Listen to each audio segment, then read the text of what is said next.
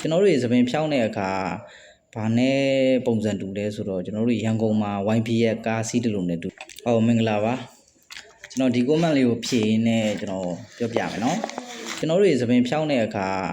ဘာနဲ့ပုံစံတူလဲဆိုတော့ကျွန်တော်တို့ရန်ကုန်မှာ YP ရဲ့ကားစီးတလို့နဲ့တူတယ်ဗျတို့ YP ရဲ့စီးတော့မယ်ဆိုလို့ရှိရင်ကျွန်တော်တို့ဆင်းရမယ့်မှတ်တိုင်ကိုကြိုတိနေရပို့အဆင်ပြေတယ်နော်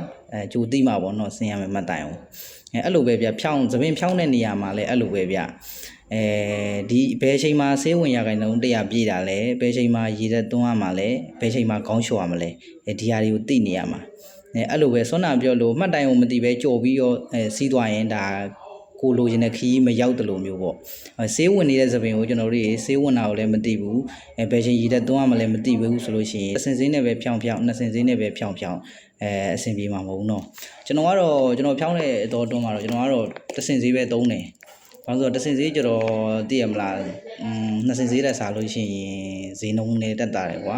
ဈေးနှုန်းတက်တာတော့ကျတော့ကျွန်တော်တို့ customer ကိုဈေးချိုလေးနဲ့လုပ်ပေးလို့ရတာပေါ့เนาะဈေးနှုန်းတက်တာနဲ့